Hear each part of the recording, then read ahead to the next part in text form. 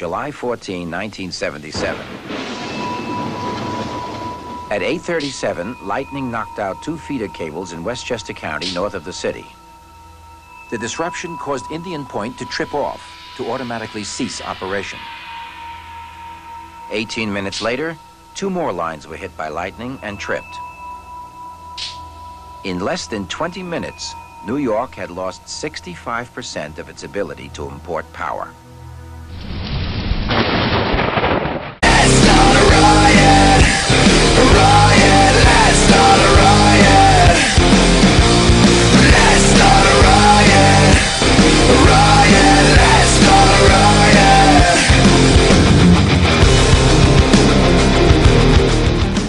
Incredible as it may seem, this is the same New York City we live in.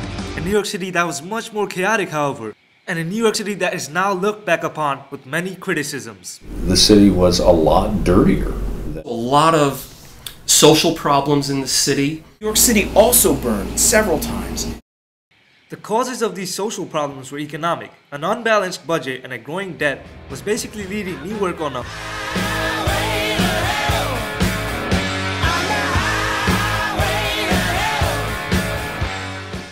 highway to fiscal crisis, actually.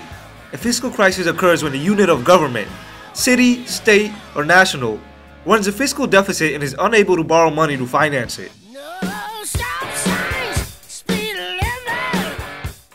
How did Newark ever get into this social mess, and how did the fiscal crisis happen? In the last year of the Wagner administration, Wagner, who preceded Mayor Lindsay, began the process of borrowing money, issuing city general obligation bonds, which were sold, and the money used not for capital projects, which is what it's supposed to be used for, but was used to pay current expenses.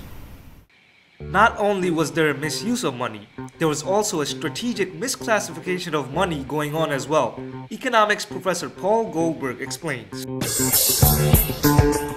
In some cases, no one knew what the numbers were. There were literally no books for this. Other cases, the accounting practices were filled with gimmicks like classifying current expenditures as capital expenses. Classifying current expenditures as capital expenditures was one way of making New York City bonds look appealing, as it meant that the city would supposedly develop capital, which would in turn bring it revenue.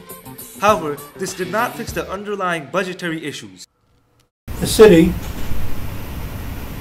borrowed money from banks to pay current expenses, which is normal, but it's supposed to be repaid within the year that it's borrowed, and the city didn't repay it, and the banks said they would roll it over, and when I came into office, the banks had rolled over